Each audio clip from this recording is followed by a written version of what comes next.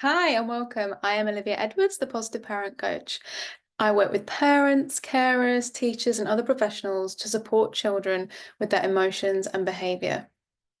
I'm the founder of Raising Positive People, which is a free community that you can join and find on Facebook, and I will link that here below the video. Today, I'm sharing some top tips to support your child with transitions, particularly in a transition to school.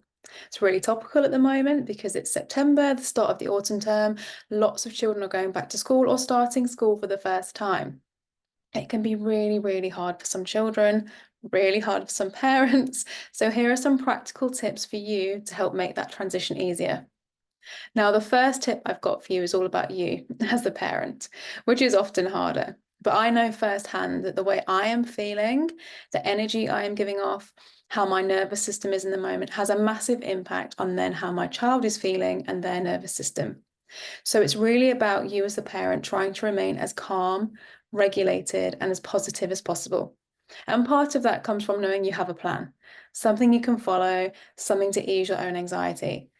So in the mornings, it might be a case of taking time to pause, take some deep breaths, maybe repeating some inner mantras around the fact that it's going to be fine.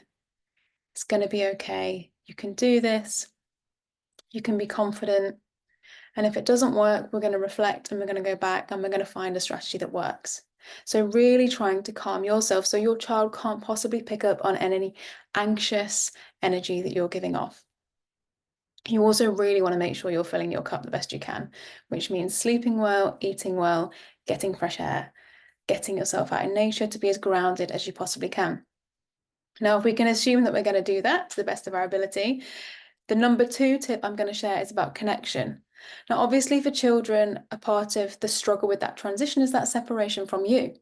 They no longer have that physical connection to being with someone that's probably their person of safety, security, reassurance. So what we want to do is help them feel that sense of connection without you physically being present. You can do that by having books like The Invisible String, which is a great book to read with your child. It can support with loss, but that separation idea, it creates this visual of you have an invisible string that is attached to you and it's attached to them. So you're always connected, even though you're physically apart. You can get it from the library or you can even find it for free on YouTube if you just search that link. That can give you a point of reference with your child to reinforce.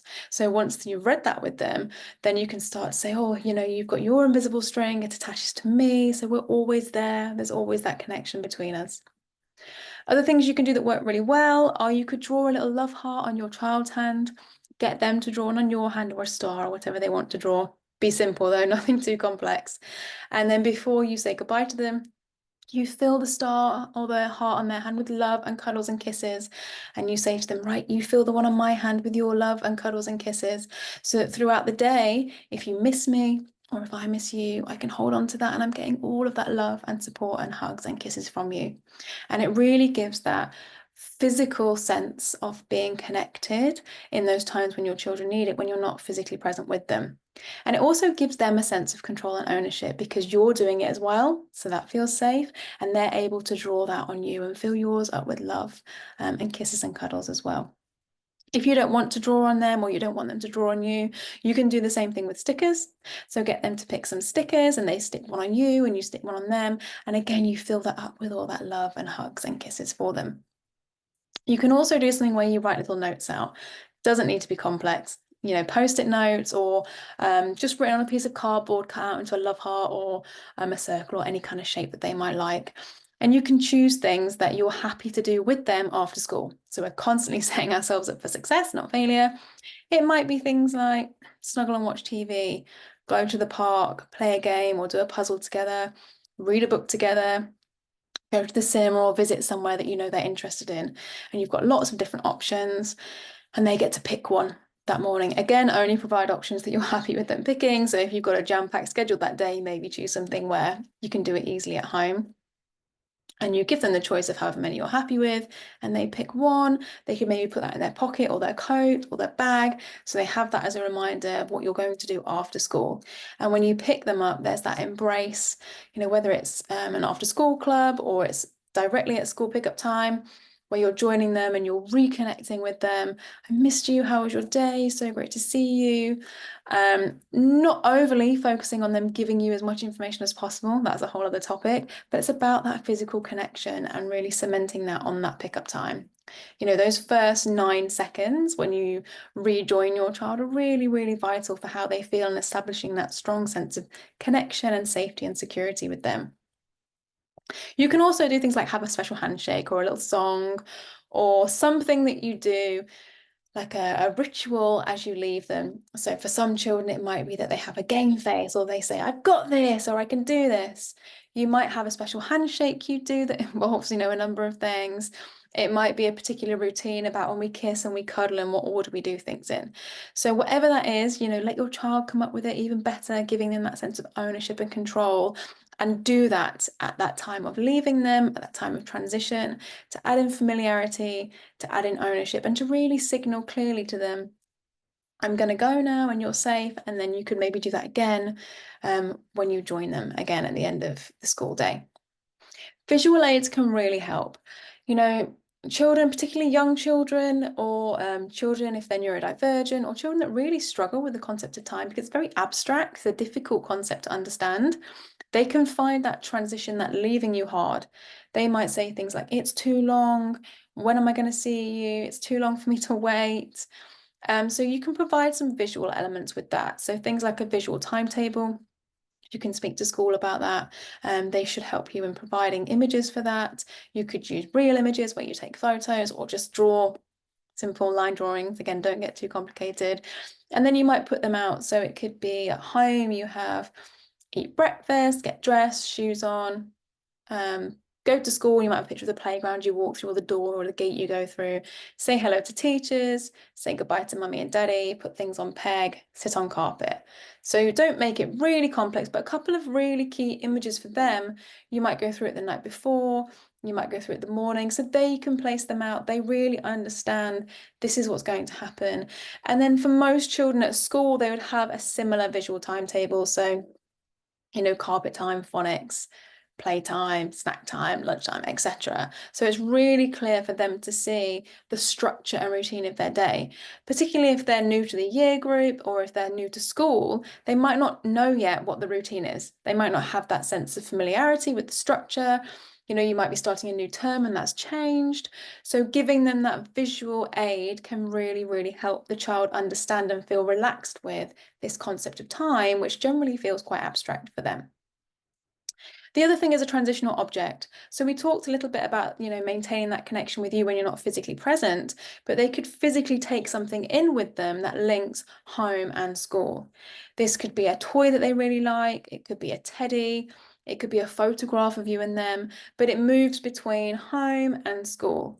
And I would do that to help support the child with that feeling of comfort. So, you know, let them pick what they want to take. Again, you might have to give them certain options of which you're happy with in case they pick something ginormous that you can't possibly take in. But quite often it tends to be a cuddly toy or a small toy of some sort. And they would take that to and from school. It also gives you a focus with them, maybe when you're departing, where you can say goodbye to that thing, or you could give them a focus where they take that and they put it somewhere. So for example, if they had a little cuddly toy, the cuddly toy might go for a nap in their drawer, in their bag, or the cuddly toy might give them a tour of what's on in the room, or they might say to you, right, we have Play-Doh out or sand out or something, why don't you take your toy to look at that? So that can become the focus rather than the focus being on, I am now leaving you, which can be quite overwhelming for lots of children. So talk to your teachers and the teaching staff about having that transitional object and something that can support your child. I'd also say you really want to avoid those strategies that are tricking your child. You know, the grab and run strategies that I'm going to sit here till you're distracted with the TA and then I'm going to leave, or I'm going to wait until you're in play and then I'm going to sneak out.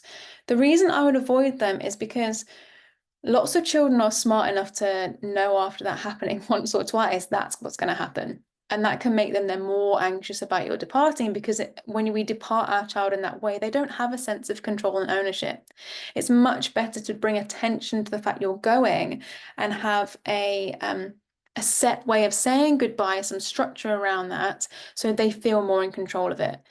Because what we want to do is we want to build the trust and the connection between us and our child, but also between our child and whoever we're handing them over to, the teaching staff. And if they feel they're being tricked in any way, that's not going to support that connection. So I would avoid those kind of tricking strategies and be really honest with your child. And remember, if we've worked on calming ourselves, we can say with confidence, we can say with clarity, this is what's going to happen. You're going to be safe here. You know, these are the activities that are out, go with so and so. And we're really working hard to build that connection, that rapport with those teaching staff members so that your child knows I'm safe with you. I can also be safe with them. Point number 6 is we want to try and give them some of that control, as I said. So I've already talked about a few ways to do that, but we could also give them control over when we're there. You know, are we going to walk to the door in 1 minute or 2 minutes? If you're playing in the playground with them, shall we do 3 more slides or 5 more slides until we go to the door? Often children will choose the highest, or they say which is the highest if they're not sure, and go with that. But again, we're only going to provide options that we're happy with, because we're setting ourselves up for success. We're not going to set ourselves up for failure. And then you do that thing and you gently guide them.